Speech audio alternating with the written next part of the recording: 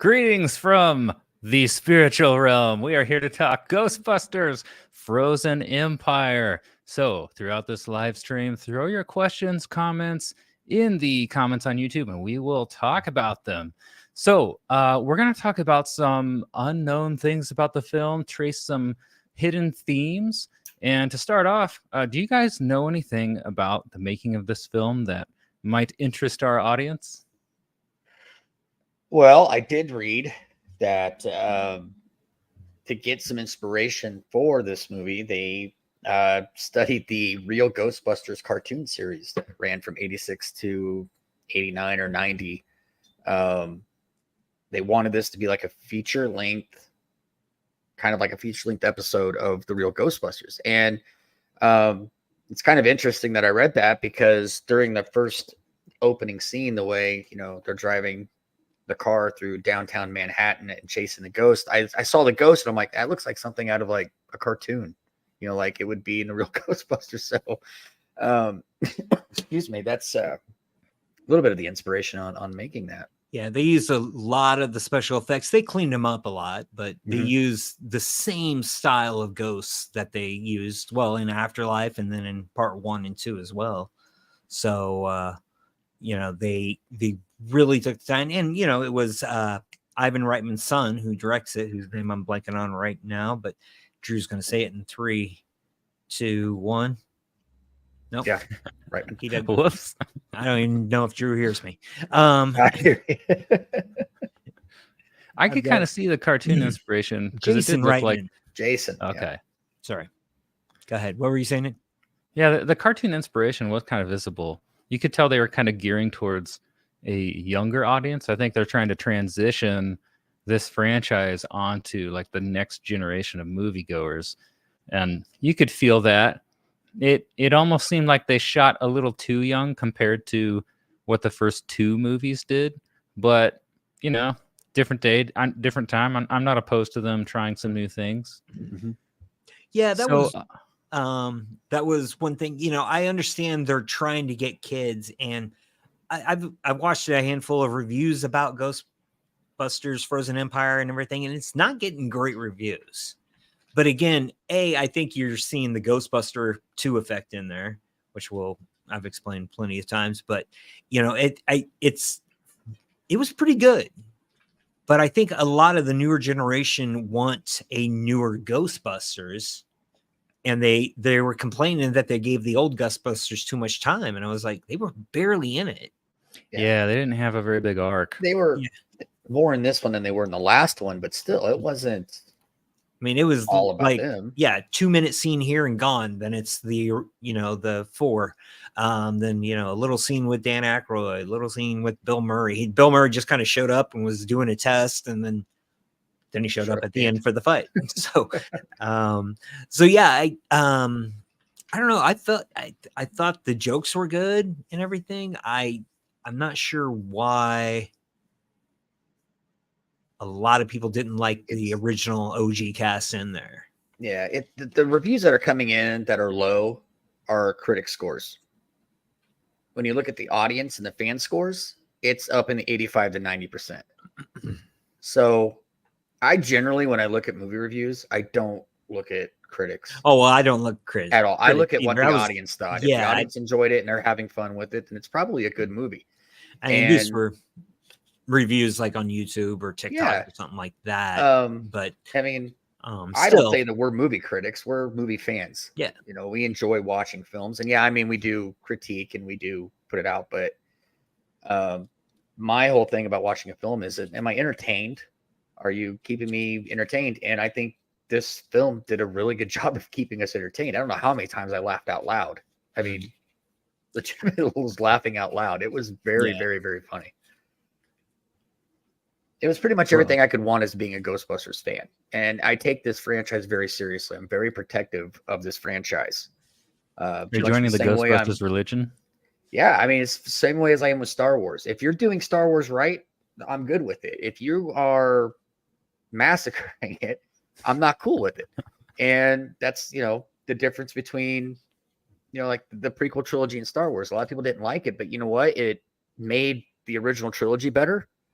because you could see how the story goes.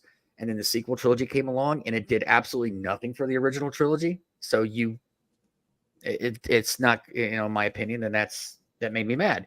Same thing with Ghostbusters. They're doing it right. And it's everything. As a fan, I'm pleased with it. So, I got to see everything I wanted to see. Except for Louis Good. Tully. Yeah. That's what I want. I want Rick Moranis That would back. have been nice. Well, do you have a humorous plot summary for us before we start dissecting the film? Well, yeah, I'll give you a quick one.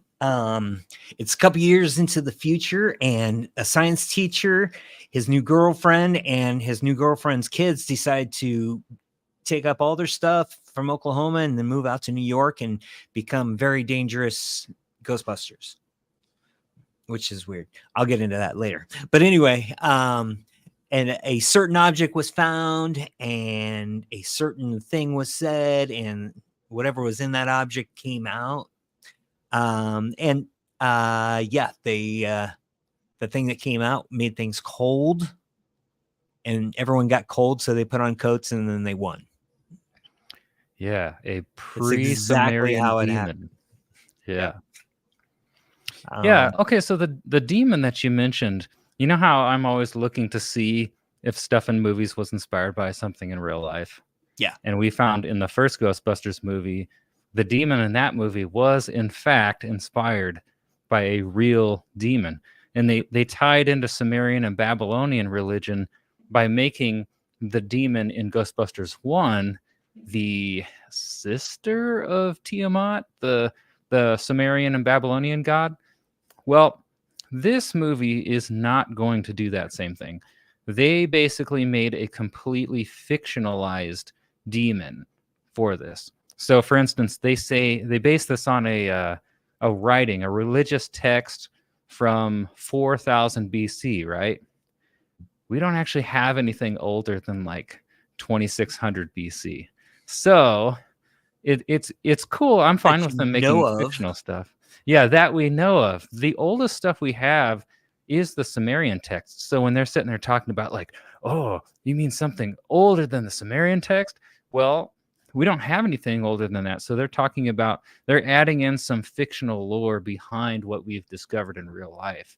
And they've made this demon that apparently can freeze people with fear. Am I getting that correct? Yeah, basically scares you to death. You are, you freeze up, and as Ray explains it, you're the chills, you freeze, your lungs tighten, and he says the last thing you see are your tear ducts freezing over your eyes. So you're literally scared to death. Yeah, that's frozen in fear. an idea. Yeah, I mean, it's an interesting concept. I mean, the fact that he just shoots, or he can bring in a storm, and the sand's not afraid. So why is the sand freezing and spikes coming out of it and stuff like that? So it's like he has more. Yeah, the buildings, roads, everything like that. I think he has more than just that power. Well, cold represents death in a lot of old, poetry, mythology. Cold is almost a, a metaphor for death. So, like, the idea that he's freezing things and that he's using fear, I mean, that doesn't totally surprise me. I mean, maybe he's, like, sucking the life out of people and then they freeze. So maybe it's just a way to visualize that he kills things. Mm-hmm. Yeah. I can roll with that. Yeah, I can look past that. Wasn't too bad. Well, let's go to the beginning of the film. We've got a setup here where they're chasing some kind of sewer serpent ghost through the skies and the streets. Mm-hmm. What did you guys think of the setup here? I liked the opening. I thought it was a good way to really get into it. You've got them. You got all four of them in the car. That they're making their jokes. Makes them humorous. The monster was fun, and they had to bust out a brand new device too. We've seen the remote control car, but this time they have a drone that they could fly and try to capture the ghost. They do so much damage though. everywhere they go. A little bit. But I thought it was a good opening. I thought it was a good setup to kind of show us where these characters are at this point, because it is 2 years later. And, and at the end of the last movie, there was a post-credit scene of Winston in the firehouse saying how he was going to be getting things back up and running. So obviously, now we know that he has. Yeah. Okay. And So you that don't need brings up- any kind of intro or anything like that. That's what the first murder Afterlife was. You got to meet these people. We know the original Ghostbusters. We know this new family now. So we don't need to do any kind of, all right, what are we doing today? No, just jump right into the action. I appreciate that. That's, for a movie to just start off with a let's go. Right. I like that from time to time, and they made it work. Yeah. And I guess I'm a little bit mistaken, because I guess it actually does start off in the 1800s with the firehouse. Well, yeah, that.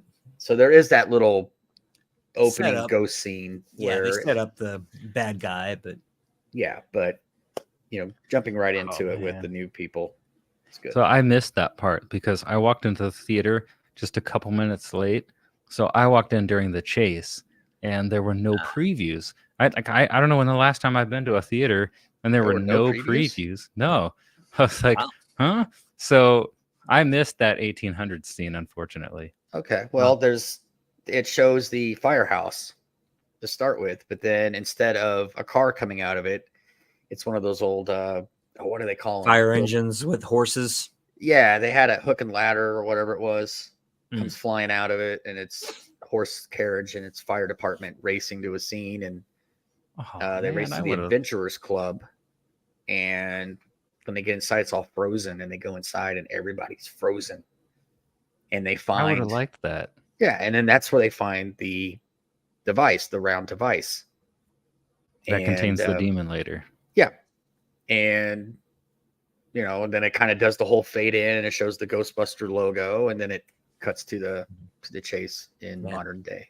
And they don't really talk about it in the movie, but that was kind of a setup for Kamal's character. Yeah, was that supposed to be his grandmother? It wasn't his grandmother, because remember, everyone in there died. That's And right, the lady holding it. Yeah. So that might have been a great grandmother, great grandfather, whoever. But yeah, basically what this was at the Adventures Club is they were trying to capture this ghost. And, as the people are walking, or the fire guys are walking through, firefighters, couldn't think of that. They come upon this person, and they're just sitting there on the floor, and they're holding that orb, because they basically sacrificed their lives to capture this thing. Mm-hmm. So I would have liked them hit that a little bit more, maybe later, and maybe that's a deleted scene they'll add later. But yeah, basically everyone in that room, it sounds like they sacrificed themselves so they could capture this demon. And then once he picks up that orb, they all just shatter. So no one gets unfrozen or anything like that. Yeah. Wow. So that happened in the firehouse? Yeah. That happened at the Adventurers Club. Some other Okay. some other place. The hook and ladder, or the horse carriage, came out of what will be the Ghostbusters firehouse. Okay. So Because they did pick the firehouse as a location. They mentioned, like, the Ghostbusters bought that firehouse in the first film because of extra spiritual activity, right? No, it was just really cheap. They didn't have money to begin with. What about that drop line? Like, why do you think we bought this place? Did they well, no, that's what do you call it? Retcon something? No, that's it. They had it. They bought it in the first one because they needed a place. It was run down. It was tore up. It was cheap. Ray took out a second mortgage, and they were able to purchase it. Winston makes a comment, why do you think we bought this place? As I think that's a later thing, like after the Ghostbusters in part 2 kind of disbanded a little bit. I think they eventually purchased it outright instead of, I don't know, obviously they were paying on it to buy it, but it didn't really retcon anything. I think he just said, this is why we kept it. This is why we want to finish it. This is why we want to build it up instead of moving, because of the significance of, what goes on here, being a portal or a doorway to the other side. Plus, they had all the ghosts trapped down there for the past 40 years. So, yeah, you can't just pack that up and move it. Yeah. So, there's Okay, a that's lot of probably why. paranormal energy growing in that area. And instead of letting some, young couple buy it and at a bakery, and then one day all their cupcakes attack them, they're like, we'll buy it. We'll, let's make sure. Yeah, let's keep it safe, keep it in the family. So, right. There was like an Old Testament concept of land being owned or managed by like God or a rebel god or like an angel or demon. So I thought they were like tapping into that concept, like the firehouse was like sacred space because there's so much spiritual activity. It was either a portal or like that was some deity's claimed land or something. Well, they said it became a portal because of the events of the first film. When the containment unit got shut down, all the ghosts escaped. They blew a hole in the roof and escaped. Yeah. That's kind of like where that portal thing began, or that rift. That's the reason that it became such an important portal thing. So they're like, yeah. Okay. So then they basically have to keep that land, because otherwise, like if that falls into the wrong hands, it's an active portal, right? Okay. Right. Yeah, bad things are definitely going to happen. So you mentioned in this chase, the Ghostbusters cause a lot of property damage, and then the mayor basically gets on them. Okay, so has everyone seen this ghost? Like, do they know there's this demon serpent flying around? Because people believe in the supernatural in this universe. They know that the Ghostbusters are not chasing. I mean, all of New York has seen this stuff. So, yeah, they know Ghostbusters are not chasing air. So is the property damage thing, like, my hot take, overdone here? Because it's like, did you not see the giant chaos serpent like destroying the city? I mean, you just want to let it run rampant? It's Walter Peck. That's why, from the first film. I mean, he was he was the EPA guy in the first one who wanted to shut them down because he didn't want to believe in it. Of course, he ended up getting dropped with a bunch of marshmallow on him, and now he's mayor. So he's got this vendetta against the Ghostbusters anyway. So now that he's in this position of power, he's got the opportunity to shut them down once and for all. It's almost like revenge. I mean, everybody knows they do property damage, so it's like, it's either that or you have this ghost running around town. What would you rather have? So this is like the whole Zack Snyder's Superman movie conundrum. Like, this trope started back then when Superman was fighting Zod and caused all that property damage, and people complained about it. It was like, well, if Superman didn't fight Zod, like, he was going to kill everyone or enslave people. And then you had that happen to the Avengers, and now you have it happen here. And in this movie, when you bring in the lore of the first film and the vendetta that the mayor has against them, it makes a little more sense. But I wish they'd played up like he's trying to get revenge a little more, because I was kind of like, not this trope again. Like there was this big thing running around, or maybe have him be a skeptic. Like, he's seen it, he doesn't believe it. Something to make this setup, this setup could have been more powerful. But it was kind of like, oh, come on, man, make this stronger to me. Yeah, that was going to be one of. Wait, sorry. No, go ahead. You go. You asked in the trailer. Didn't he say in one of the trailers, like, massive property damage or this certain event happened and there's no eyewitnesses? Wasn't that a line in the trailer? Man. I don't remember. And then, like, it was never in the film. That happens a lot. Lines get cut from trailers all the time. You were there. Millions of people saw what happened in New York in '84. How can you say there were no eyewitnesses? And it never made it into the film. So I think they realized that was a bad line. Mm-hmm. Yeah. So then they're stuck with kind of an underdeveloped setup there. Right. Yeah. That's something I was going to not complain, but say that's an opportunity they missed. Was Peck was just kind of there. He was there for nostalgia's sake only. he needed that extra oomph, like you were saying, to show that he had a vendetta or something. And that's where they could have easily brought in, a competitor. You have Walter Peck being like, okay, you guys, I'm done with the Ghostbusters. We're going with this new crew. I found them in, Chicago and brought them out here. And this is what they do. And this is how they do things. And of course, they're just bumbling idiots or something like that. But, if you had something like that to show that he, after all these years, he still has that vendetta. And it's not just that he wants to shut him down. He wants to, take him out completely and bring in his new crew. And if he brings them in, then A, he's the champion. He's the one that brought in the people who saved the world. B, maybe he's got a back end on this or something like that. So he's going to make some money with this new ghost busting crew. There could have been a little story put in there, something like that. That would have helped. But yeah, Peck was basically there for nostalgia's sake only, unfortunately. That was and to be a vehicle to sideline the kids, right? Because the kids are minors, so they're no longer allowed to be Ghostbusters. Which actually just that alone, baby. Yeah. Oh, okay.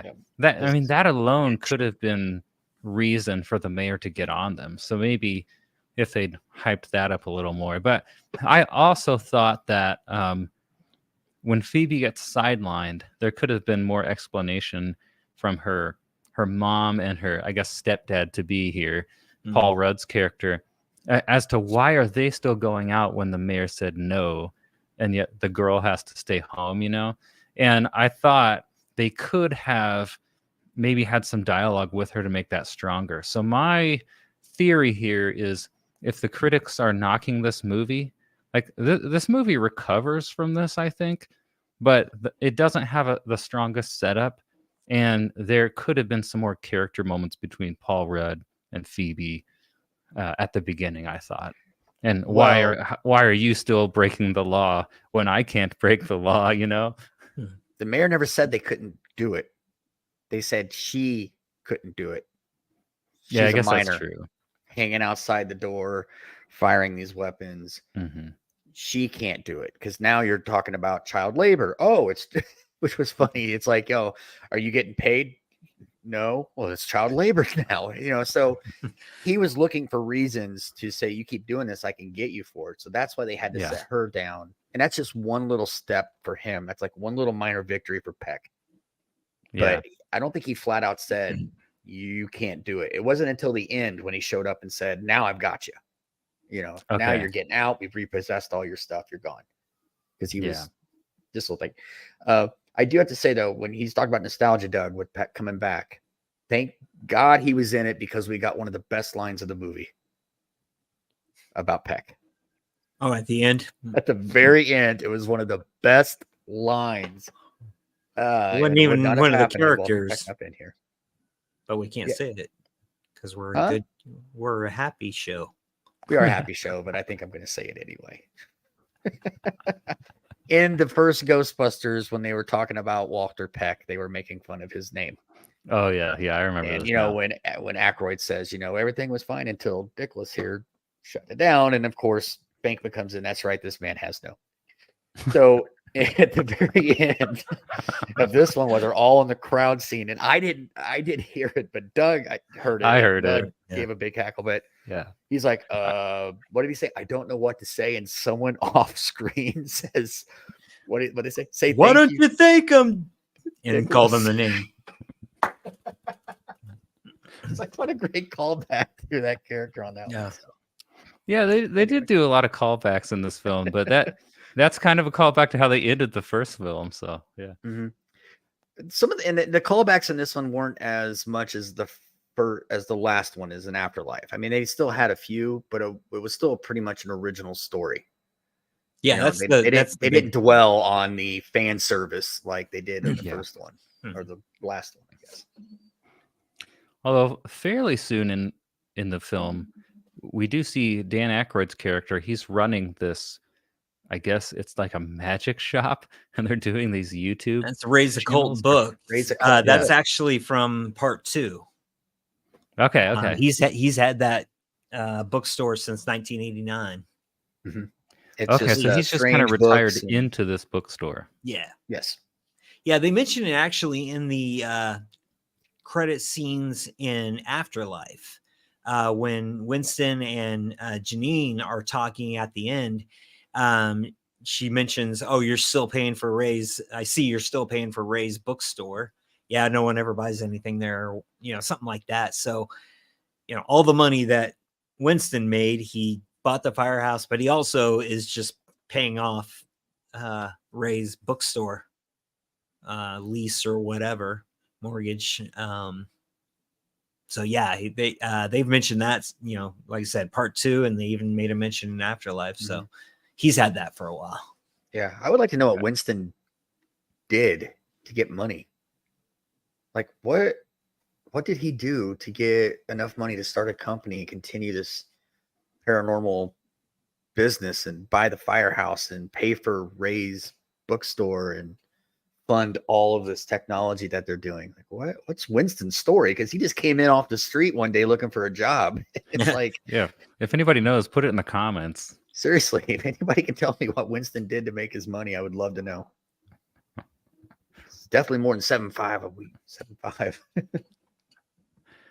So, okay, he discovers this, I guess, a containment device that contained the demon. It was passed down through this guy's family. They're the protectors of this demon.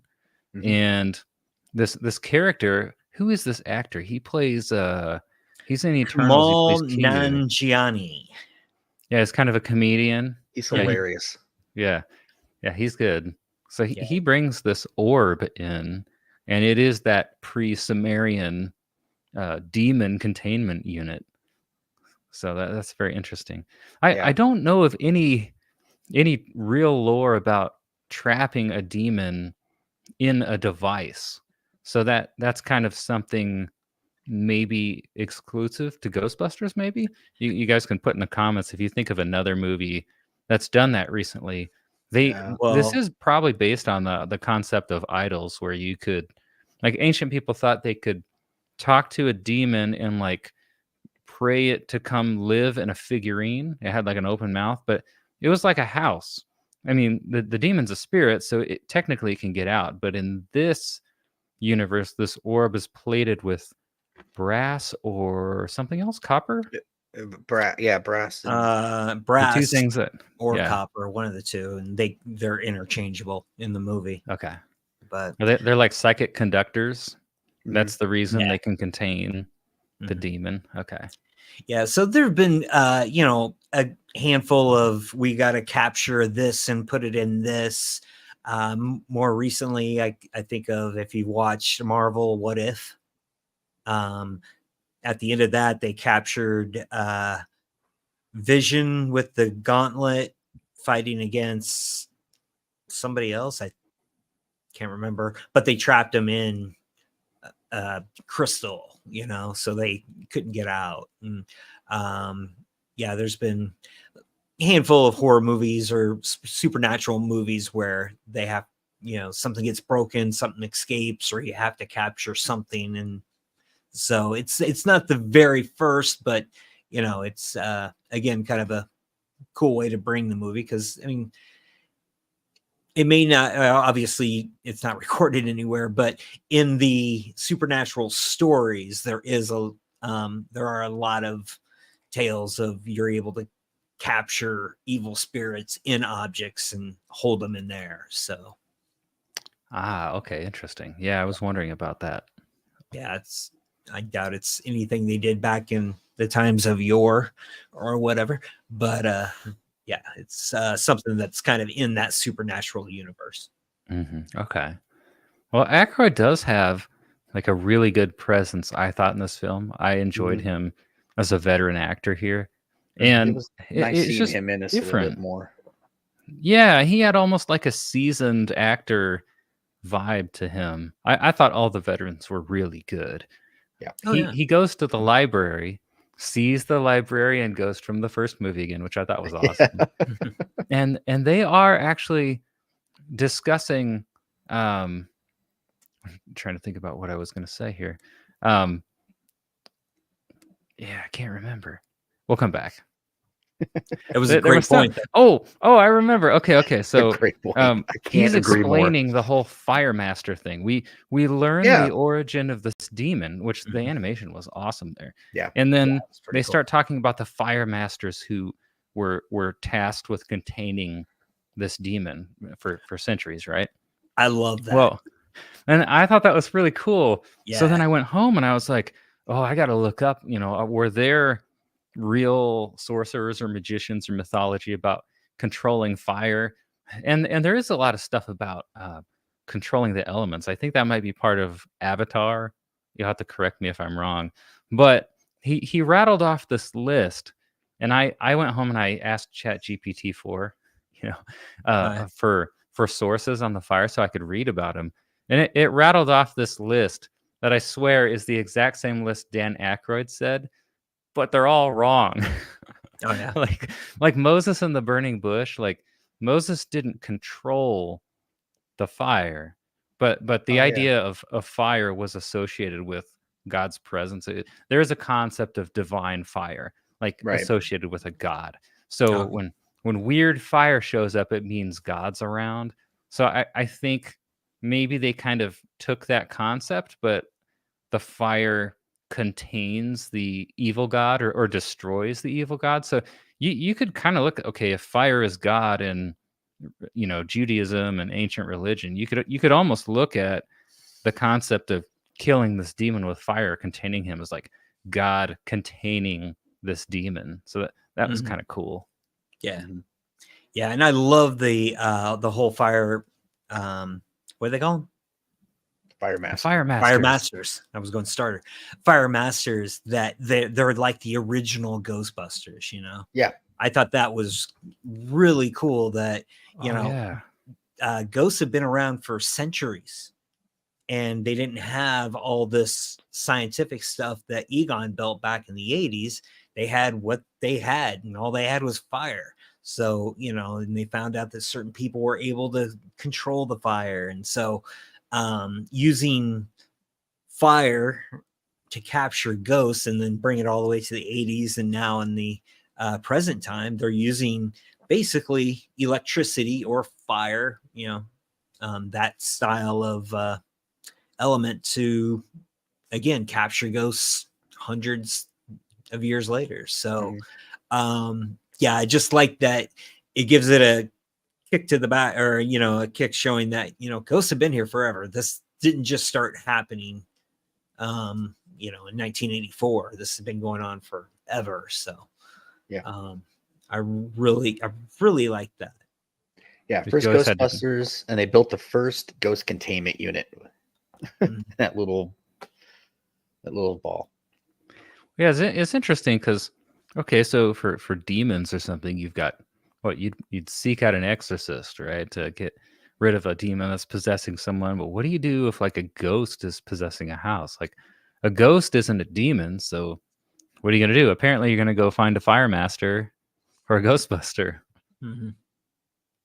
Yeah. So that was a cool little addition to it. And as they move on, obviously you got to assume Kamal will still be a part of the group. He's going to be the fifth Ghostbuster or something like that, because the movie was good enough, and I think it'll make enough where they've got to finish this trilogy with this family. Aykroyd said he wanted the original Ghostbusters to appear in 3 sequels. Okay, So I think technically they have 3 sequels, but I think he's talking about 3 new ones. So I think he's wanting to do at least one more with the original cast.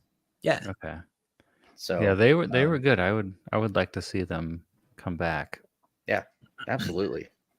I asked Doug, though, with Dan Aykroyd is such a,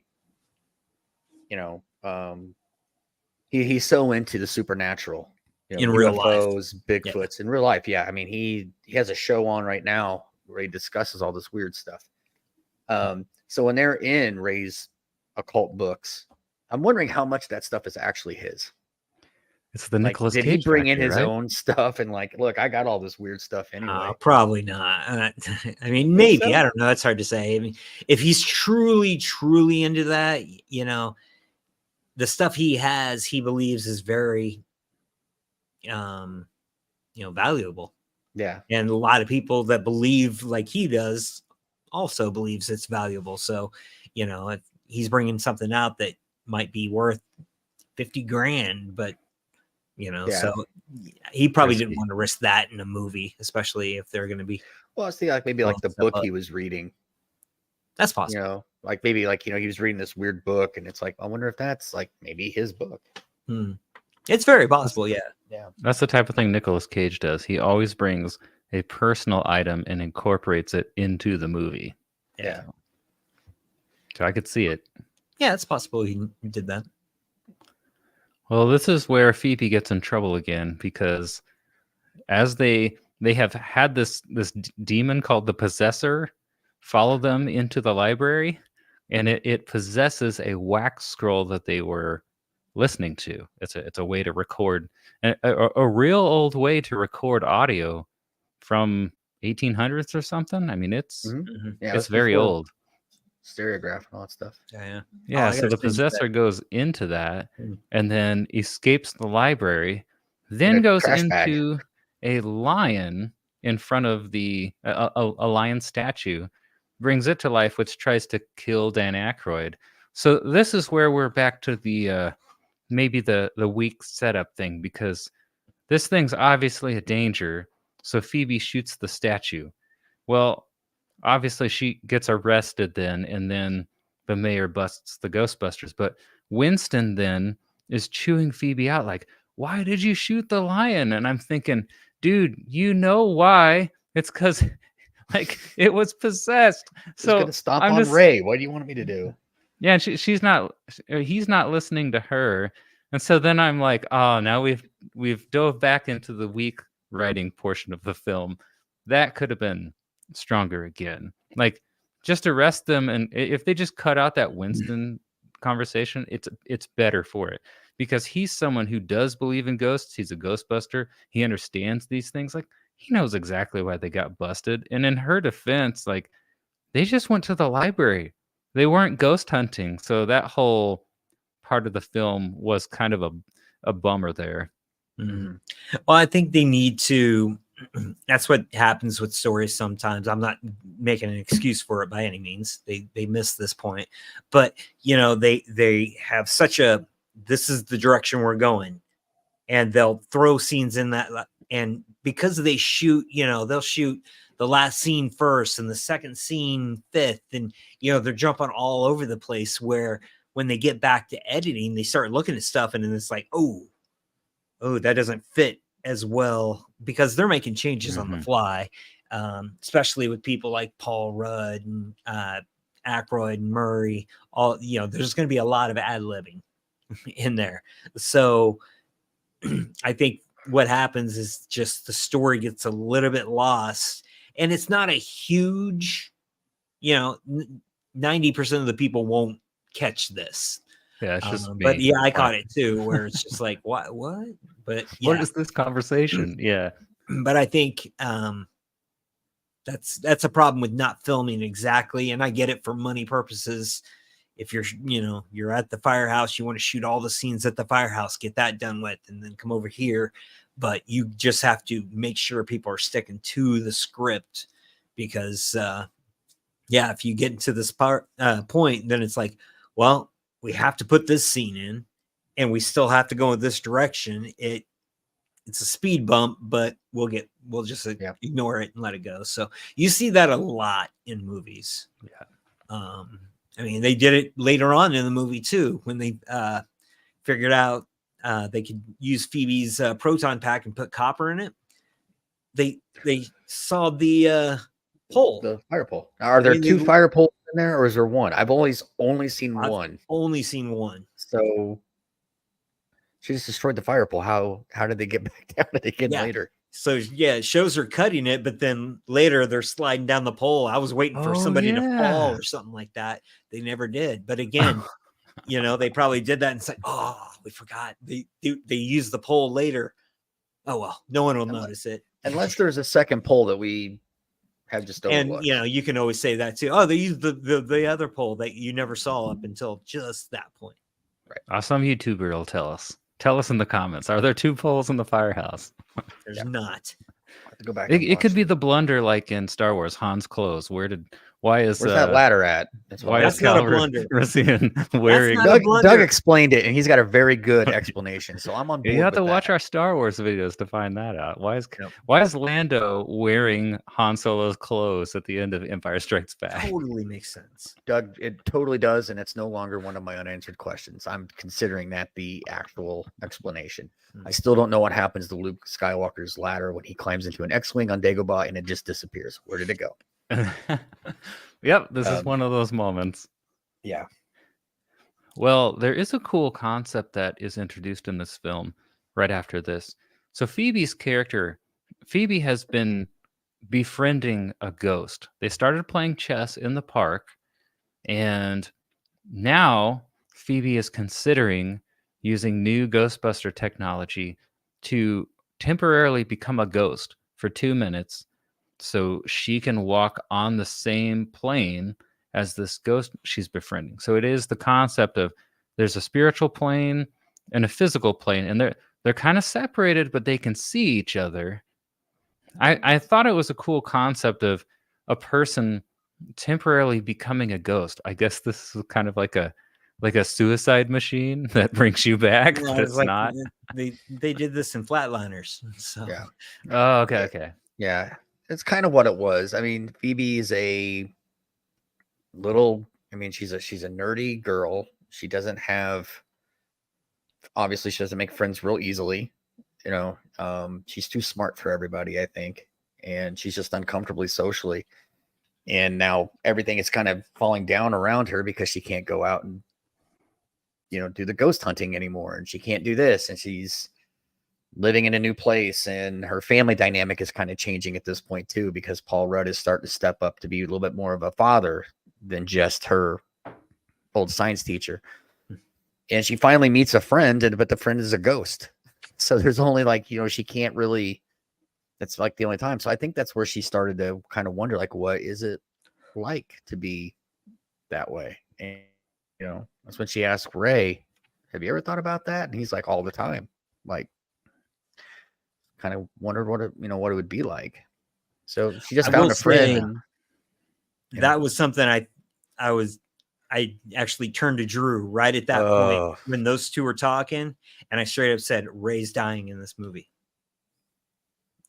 We really thought that was foreshadow. That was kind of a foreshadowing of, and Ray and Janine talking about some of the old times and everything. I was like, okay, here's what they're going to do. They're going to Star Wars us, and they're going to start, Egon had passed. So they showed his passing in afterlife. Now Ray's going to do a, sacrifice or something. And then you'll see him and basically, he'll just be a ghost that hangs around the firehouse. He's still Ray, but I thought they were going to go with something like that. And they kind of set it up because even Winston said it. It's going to kill you.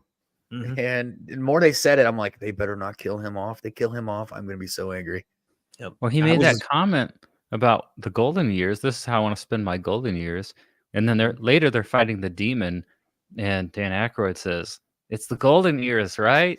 And I thought, oh, this is his death moment. Yep. And it never happened. Thank God. It was a nice little swerve. I think it seems like a lot of people thought that. It faked me out. I guess that's good, right? Yeah. Oh, yeah. They had us going. I was waiting on it the whole time. I'm like, I told Drew. The icicles are shooting up like it's going to stab him in the face. No, that's a little violent. Well, I did like the idea of, okay, I'm going to become a ghost. And I like what you said, because I didn't catch that this girl is having trouble connecting with people. And now that I think about it, I think you're right. And, why do people try to connect with, a Russian bride scam artist or something? Well, they're lonely. They're seeking connection. So why does she become a ghost? Because as soon as she decides to go into this machine that will make her a ghost for 2 minutes, I'm like, the power's going to go off or something's going to happen. And I thought she was going to be stuck a ghost. But really, she just temporarily became a ghost because this demon, Garaka, needed a human to speak I guess it's a kind of an old A chant. ancient Yeah. chant to raise him, like bring him into existence. It And he basically couldn't allowed do him to that through a take the ghost. body. Yeah, he was able to possess the Yeah. body and get the human speaking out. So it was all a setup. And her ghost friend basically talked her into doing it. Like, oh, it's too bad you can't experience how Yeah. great this is or see what it's like. And, really conned her into doing it. Well, he's a very unusual demon too, because he can't possess people. He can control ghosts, but he cannot possess people. So that kind of breaks your typical demon lore, Mhm. which is fine. Yeah, But that's I great. thought, Let's mix yeah, it up a little bit. Because and there I could be. I mean, it's all made up, so you can. The world's the limit. What you can do, actually, the afterworld's the limit. yeah. Well, the only thing I thought was, okay, this is a cool concept, but it only lasts 2 minutes. So my hot take, I thought this concept was underutilized. It could have been more. Like maybe she gets stuck a ghost for a while and has to become real again because she's got the way to defeat the demon, because she ends up being the one who has the brains to defeat the demon.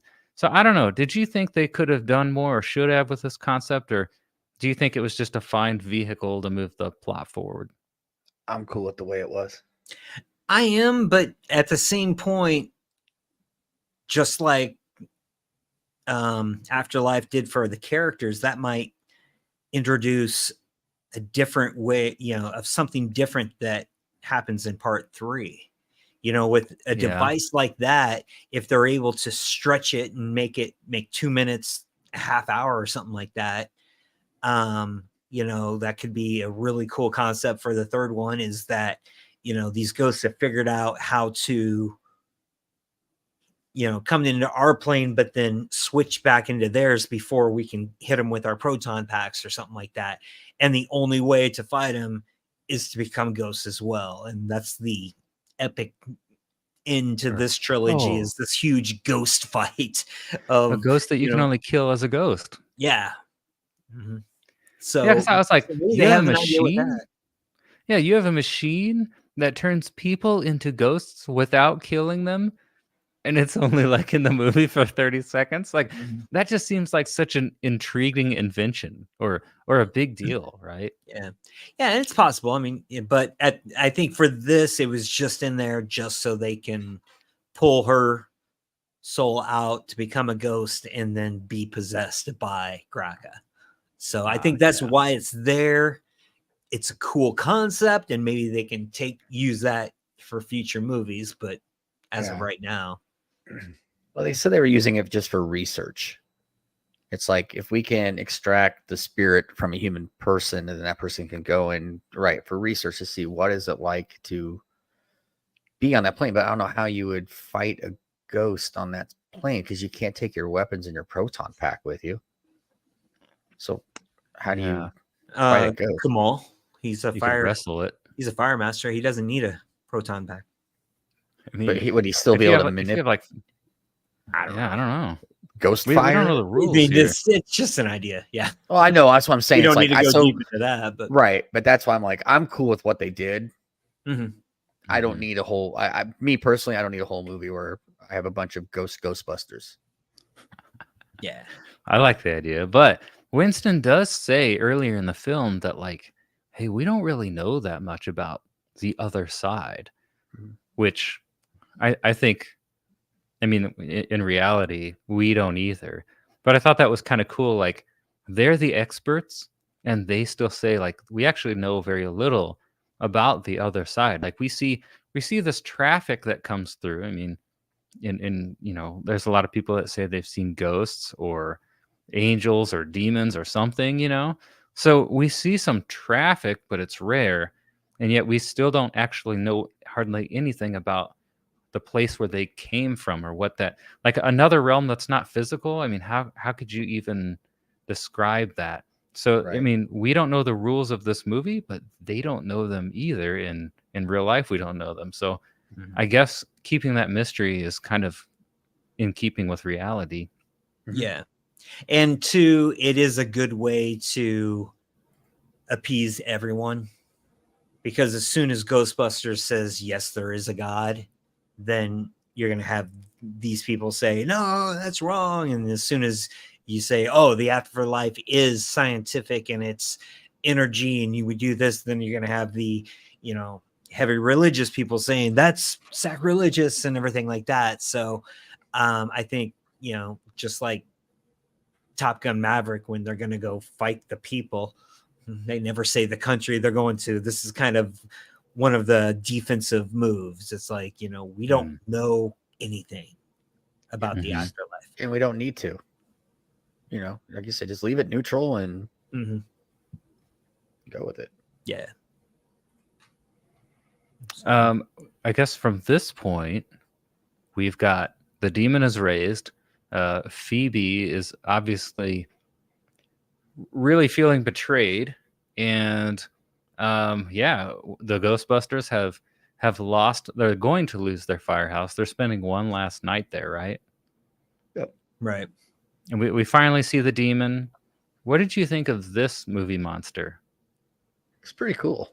I liked him. I did too. I wish he had more screen time.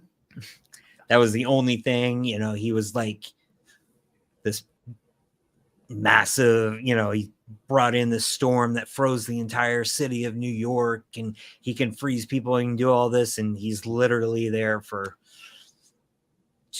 20 seconds. Yeah. I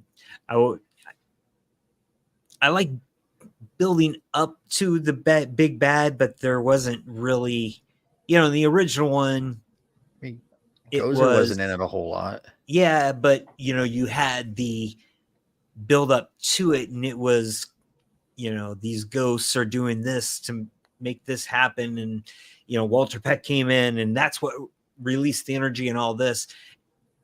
There wouldn't like, you didn't have the Graka minions out there or worshipers trying to mess with it. Nobody possessed a person to, I guess they possessed Phoebe for that one little thing, but it was again Graka who did that. He didn't have anybody helping him. He was just kind of manipulating things from inside the orb, and which again is kind of cool. It's a different type of story, I guess, but it just I mean, I didn't even remember the guy's name until Nathan said it earlier. Couldn't remember the big bad's name because he just wasn't in it.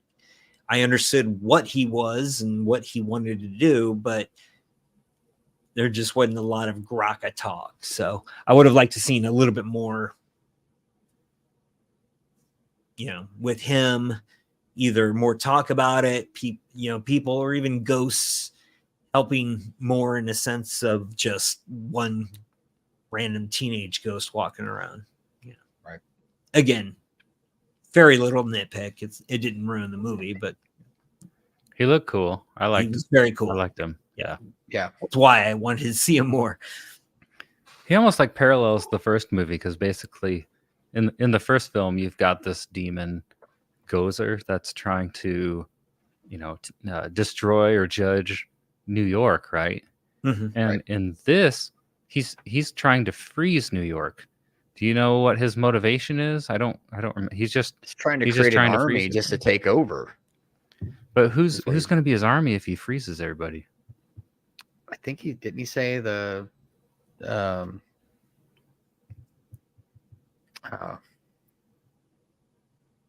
they said it in the story there. So there's an answer to that. There is an answer. I'm gonna not really important, but basically humans are at risk. He wants to conquer their dimension with the ability to telepathically control ghosts and to lower temperatures to absolute zero when feeding upon fear.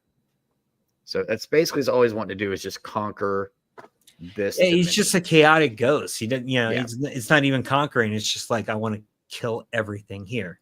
When I'm done with that, then I'll go to whatever the next alien planet is that demons exist. Yeah. I was going to say he's going to freeze everybody pretty quick, and then he won't have any fear to feed on. Yeah, in that opening, in the opening scene with the, it took place in 1904 at the Adventure Society, where he did kill the members because they had the orb and they released him, and he killed him, and that was Nadim's grandmother. Okay. Was holding the orb captured him. And of course, we find out that Nadim. It had to be a great grandmother. You would think so. In 1904, it would definitely. Because the person died to begin with, and Kamal's father or mother was not born in 1903. So she could have been like 5 years old. Oh, no. I guess that doesn't work either. Yeah.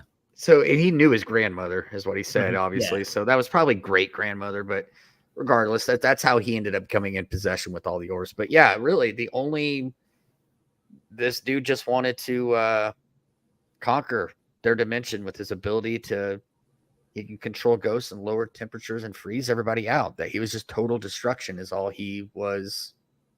That's all he's interested in. Makes sense. What a communist. Really? Something like that. And that's also why so his minions would have been the ghosts that he freed from the Ghostbusters containment unit. Like those ghosts would come out, and then he can control them, and then they help bring about. That's his army. That's his army. Yeah. We've solved the puzzle. There you go. Okay, very good. I did like that setup, though. I love the getting set. It's almost like the Alamo or something like that. It's like we know he's coming here. So let's get everything set. Let's get everything ready. It wasn't like a big super, montage of them setting up all different traps or anything like in in Afterlife, but it was let's hunker down. This is where it's going down. Let's all gather here and, splitting up, got people upstairs, downstairs. Again, you got the OG people coming in, talking, reminiscing about a few things, the new crew up there talking about newer things. So it was kind of I like that, and it was just a couple minutes, but it just kind of a setup right before war. What do we need to talk about? Oh, hey, here we are again. And, hey, Melness in uniform. All right. Things like that. That was kind of cool. They did have a motivation for the ghost too. What was the ghost's name? The female ghost who befriended Phoebe. Melody. Yeah, so she was just trying to see her family again, who I guess were dead. They died in a fire. Because they all died in a fire. Because she was burning as a ghost, which was kind of cool. Mm-hmm. But so Garaka had promised her that if she, brought Phoebe into the machine that would make her a ghost temporarily, and then had her, Garaka would control Phoebe's ghost and then make her body speak this chant to bring him into this dimension. Then Garaka would let Melody see her dead family again. And then later, Phoebe says, well, Garaka doesn't have the power to do that. I guess if they're off somewhere else, maybe not. But I guess if they all died in the fire, I wonder why they're separated. And the only thing I could think of is if her family was in the containment unit at Ghostbusters headquarters at the firehouse, then maybe Garaka was gonna bring them out of that and then reunite Melody with her family. But that's just kind of another one of those vague threads they put in there to move the story along, to give her motivation, but it's not totally fleshed out. Right. Well, that's how it is with any type of if you believe in ghosts or whatever. The question is why are they here anyway? I'm a believer in the paranormal. Like I said, we've gone into my story. I know I've seen an apparition before. I saw my uncle, and you have to think well, why didn't he just move on? Why is he here? How come my grandfather's not here? How come my aunt and uncle, other aunts, or somebody else that I've lost, how come they're not here? Why is he here? And a lot of the explanation is, well, maybe there's something that they have to do before they go. And that's which is kind of what reason Melody that says. She gave. Yeah. Don't have my unfinished business, and she said it kind of sarcastically, but that's probably, it could be true. Maybe there was something that she was supposed to do. And then again, Phoebe told her, look, you've got the power to move on. You you can do it. You have to make that choice. Well, yeah, don't you wonder if her family had moved on and that's why she can't see them? Because Yeah. they've moved on to the afterlife, and for some reason she's still stuck here in the physical world. That's how I take it. They moved on and she didn't go with them. And she just has to choose to go with them, and she hasn't done that. Mm-hmm. Of course, I guess we don't know how people get to the afterlife in this universe. But Right. I mean, Yeah. And again, that's something they didn't go into. That she could have, she's a teenager. Maybe she was, in a fight with her boyfriend on the phone when it happened, and she still has that anger in her, and it's something as simple as teenage angst that's keeping her around, or maybe she's just not as ready. she's sitting there, because she didn't burn, so that means she getting a little bit dark, sorry, but she died by inhalation. So as she's sitting there taking her, breathing one of her last breaths, she might just be so angry. It's like, I don't know how old she's supposed to be, probably around Phoebe's age, 15, 16. Yeah. She's 16. 16 years old, and this is all I get. Mhm. Maybe she died angry at God. And But she gets stuck here. Stuck here. If you use that concept where, entities sticking around are here because of something traumatic or something unfinished or something like that. So, Yeah. and two, I mean, dying by breathing in black smoke, not being able to see anything, it's pretty traumatic. That Man. could have been what kept her Yeah. around. So I say If they're she gonna could have give her- guilt or something, Yeah. or whatever. If they were going to give her that reason too, she says, "Oh, I'm still here because I have unfinished business." That would have been cool if that came back into the plot somehow. yeah. But it unless it was like, I want to see my family one more time, but then that doesn't fit either, because she's, they've probably moved on. That's why she can't see him. Mhm. I don't know. I guess it's just an undeveloped plot thread. It's also because we don't really have an answer. I mean, Yeah. there is no answer to why ghosts exist. If you believe they exist, nobody really knows. Yeah, we don't know. Well, in real life, yeah, but in the Ghostbusters world, they don't explain it either. right, Not because mine. maybe they're playing on that we don't know. So let's just keep it ambiguous, and let's just Mhm. you come up with your own conclusion. And when it all comes down to it, it is a comedy. They're not Right. going to go that deep into the lore. I mean, they're going deep Maybe enough there's a with cut scene.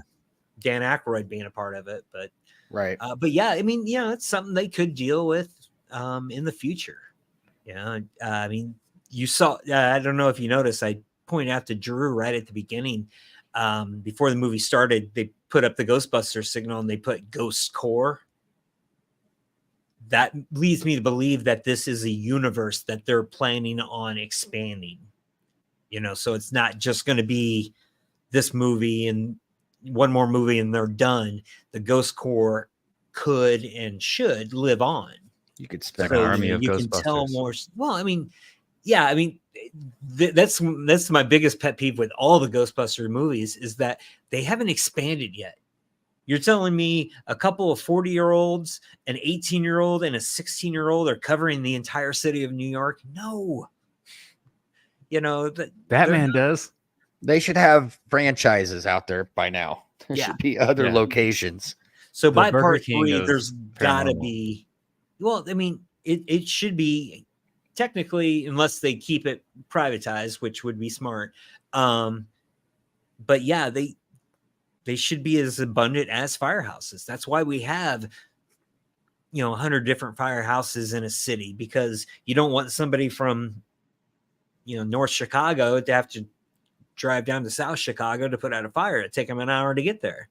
So same thing with Ghostbusting. They just have to, they have to expand at some point. So Government funded. That's what they got to do.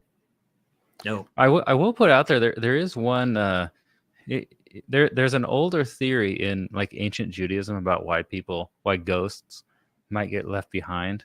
And people think they have a misconception about early Christianity and Judaism, that they did not believe in ghosts, but like 50% of ancient Judaism believed in ghosts. And one theory was that like a person they believed was escorted to the next life by like an angel or a, an evil angel or something. So you were escorted to heaven or hell, essentially, right? Well, Right. one theory was if you didn't like where you were going or you were scared, you might run from your escort. And some people thought you might get trapped in this world for 3 days, and some thought it might be longer. So there is an interesting tie-in about why a ghost might be left behind, because there's a misconception that Christianity and Judaism and other religions only believe in angels and demons and there are no ghosts. But that's actually not totally true. So fun fact for your episode here on religion. There you go. Well, we should talk about this climax and wrap up this film. Yeah. The final battle. I did really enjoy seeing all the veteran Ghostbusters here. I thought Bill Murray was hilarious. His acting, I don't know, like as a seasoned actor, and he just did really well in this film. So, any comments on this final battle? Obviously they've been building Phoebe up since the beginning. They tore her down. She meets a friend. She is the one that releases the demon. So she obviously has to be the one to save the day. And that was another, again, small nitpick was the end battle was basically, I'm here. Everyone else is irrelevant. And now Phoebe's going to save the day. And it just happened. Boom, boom, boom. It wasn't like a big climax or anything like that. It was just like, I got you trapped, even though I'm supposed to freeze you to death. I just trapped you this time. And there's a 16-year-old girl. I'm dead. The end. You're right. Like none of the other Ghostbusters do anything except Dan Aykroyd helped Phoebe melt down that brass fire pole to coat her pack with her photon pack so that she could shoot the demon without her photon beam freezing, because he just came right up and Garaka froze the energy beams from the other photon packs. And so the other guys were basically just there. Like they all showed up. Everybody gets frozen except Phoebe and the Fire Master. And yeah, it really is just the two of them that have a function to save the day. Yep. But it was an interesting end because she's sitting there and she's shooting her special pack, and it's obviously more powerful. So you kind of get that. You had it where Paul Rudd shows up and grabs it, and then her mom shows up and grabs another side, and then Stranger Things kid comes and grabs all of them, and it was basically saying, okay, we are the Ghostbusters. Phoebe, you are a Ghostbuster and you're a part of this. So the four of them gather as the new Ghostbuster squad and, to take out the demon while the OG team's doing whatever they're doing on the side.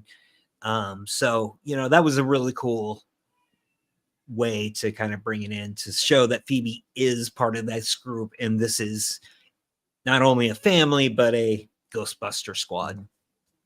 Yeah. I was that's kind of where I was gonna go. I enjoyed the ending mostly because of I think that little bit of a deeper. Oh, you got muted there. I think you unplugged your mic. He was gonna say deeper. Oh, I'm back. Okay, no, yes. So no, like a little bit of a deeper thing in there. It's like Doug said, they broke her down so much, and then they have to bring her back in, and that she's gonna be the one to save the day. But this whole time she's felt alone. She's felt different. She's felt like an outcast. And when it came down to it at the end, she was the one who had the smarts and thought about using brass. That was her idea. And I love Dan Aykroyd's reaction to everything that Phoebe says. Every time she's talking about stuff, if you look at him, Aykroyd's giving a great performance and he's not saying anything. He's just sitting off to the side and he's like making these faces like she gets it. This girl is smart. She understands. And so when she's fighting, and then like you said, Paul Rudd comes in and starts helping. Her brother Trevor starts helping. Her mom starts helping. I think not only is it showing that you are part of this team, but it starts to show that family togetherness that, you know, hey, you're not alone. You are part of something. And, you know, Paul Rudd, another little side story is Paul Rudd is trying to figure out how, like, what am I to her? I was her science teacher. Am I her stepdad? Am I going to be her stepdad? Do I need to be more of a father figure? So, you know, he's trying to work out through that. And I think that's just kind of where that family can kind of come together. And it's also a passing of the torch from the originals to her. So, or to them. So I thought the ending was okay. I liked it. Yeah, and we always talk spiritual themes here. So in this movie, I mean, we talked about the afterlife as a theme and defeating a demon and things like that and symbolism. But legacy is kind of a theme here that's spiritual because they're talking about the Ghostbusters passing the torch. So they're passing the torch to the younger generation. I don't have a problem with that because, I mean, as we get older, we start to think about, okay, what impact do we want to leave on this world? How are we going to make this world better than how we left it? Because my view is that this world is a lot of suffering. And, you know, I'm the theology nerd. So from a biblical perspective, in Genesis 1, humans were given the task to basically make the rest of the world like Eden, which means make this place better. So legacy, that's kind of what that theme is. How are we going to pass what we've learned on to the next generation? Make sure somebody else can go out ghost busting so that other people aren't being terrorized by ghosts. You know, I mean, it's kind of a funny way to look at it, but I mean, I think that's what it is. I mean, these guys want to leave their impact on the world. Yeah. And I think that's a serious, significant theme that you could ponder. How am I going to teach someone the important things I've learned in this life? Absolutely. Well, final question. Yeah, and users, yeah, put your questions and comments in the chat here and tell us if you recommend Ghostbusters Frozen Empire. So, Doug and Drew, do you guys recommend Ghostbusters Frozen Empire? Absolutely. Yeah, it was a fun movie. And again, you know, it's not Ghostbusters. You know, I mean, but you get enough of the OG cast to get your fix. And that's all I need. I don't want to rehash Ghostbusters over and over and over and over again. I don't want to see Bill Murray, Dan Aykroyd, and Ernie Hudson. I don't know why I said Winston. I don't want to see them the entire movie running around slowly and, yes, you have to pass the torch 100%. But the fact that they were in there, that gave me enough nostalgia to be like, great, it's a Ghostbusters movie. Mm-hmm. You know, they hit these points, they played their characters to a T. Yep. I got my Ghostbusters fix. Now tell me the story. And it was a fine story.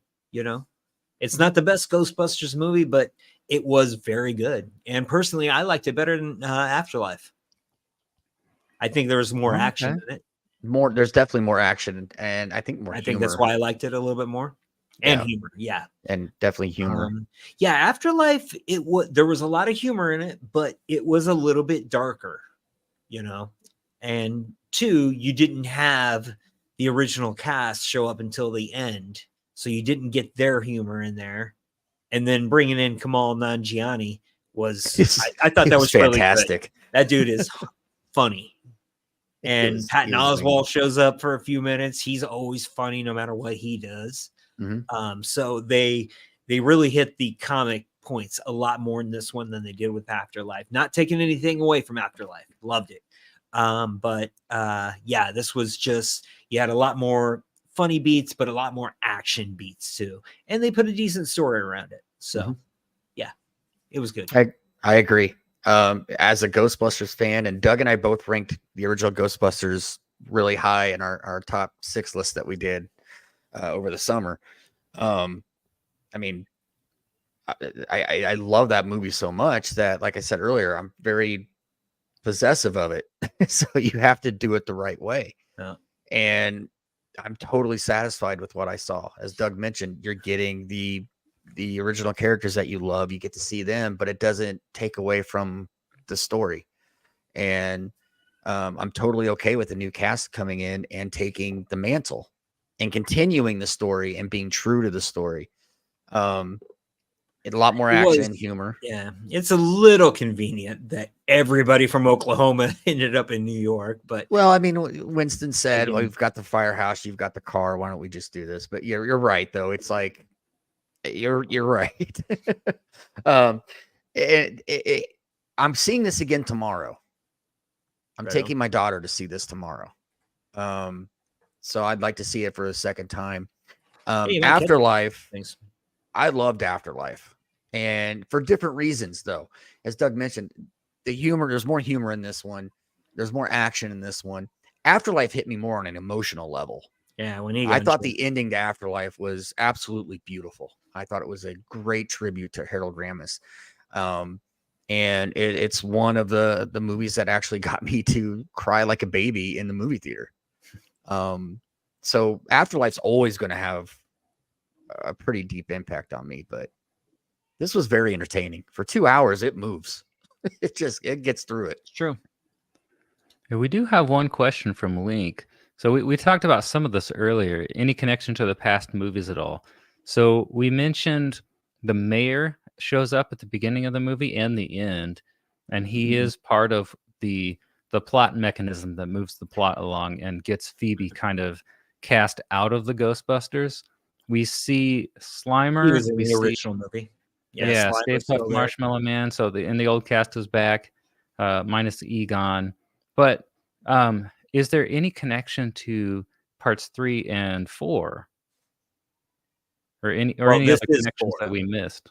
I Oh, This mean, like is part 4. 2 and 3. Yeah. so The the third movie they're not story-wise- really including in this, right? Did they kind of write the third Ghostbusters film out of the franchise? Well, the Afterlife so would have there's been part this, 3. yeah. Yeah, Afterlife was part 3. The female Ghostbusters, that was a remake, not a reboot. Okay. Yeah. Because So- I actually haven't seen that one yet, so Yeah, that's me why too. I was asking. Because the entire cast was in that movie as well. Bill Murray, Dan Aykroyd, but they didn't play themselves. They were I different They didn't just know had that. cameos. Yeah. Okay. Ray played Dan Aykroyd played a cab driver. Yeah. Ernie Hudson was one of the Ghostbusters' uncle who owned a hearse. It was Oh Okay. yeah, it was, so that doesn't count. So it's Afterlife was 3, this one's 4. As an exact tie-in to the first one, other than a few characters that you're going to see and you're going to recognize. I did find I loved one part at the beginning though when they were talking about back in 1984. You know, the Ghostbusters were doing this, and they showed clips from the original Ghostbusters. They showed them dancing down the street with Ray Parker Jr. doing the Yeah, I Ghostbusters saw song, that. and those commercials were actual commercials. And they were in toy terrible lines. resolution. That's how I knew. I'm like, oh, they either used the old commercials or they put them through a filter, because they looked like they were in like 480 resolution. Those were the But actual toy, very you know, the retro. gun that you pop and the thing shoots out. I had that. They showed So that. Yep. They was had that, cool. and it's like that's all the original stuff. So they do that little nice things, but I mean, this is an original story. This isn't like they're just rewriting one from earlier and we're going to bring back, you know, everyone's favorite ghost and stuff like that. It's, you know, So it's littered with references, like the library ghost, and yes, you there's a couple see callbacks, those, but and they reference the plot of the first movie several times. So yes. I'd say there's quite a few connections to those movies. Absolutely. Yeah, And that's why we enjoy it, yeah. because So the first one was the greatest comedy ever made. Ever. It's a fact. We said it. well, this one I thought was good. It was solid. The thing that I hope for out of the Ghostbusters movie, I don't think I'll ever get, because it doesn't really fit this franchise. I wanted like a darker Ghostbusters movie, and I wondered, since a lot of modern movies are taking an older franchise and making it a little darker, I wondered if they'd do that here, but they didn't. What they did, I thought, was in keeping with what Ghostbusters was. The effects looked good in the same style, the soundtrack, the acting, the comedy. It's all kind of in the same style as the first first couple films. So if you're a fan of this franchise, like I liked Ghostbusters 1 and 2. You guys are what I would consider to be the fans. And I could recognize that, okay, this is in keeping with the franchise. It fits in the same universe. It's solid. It's not going to beat the first one.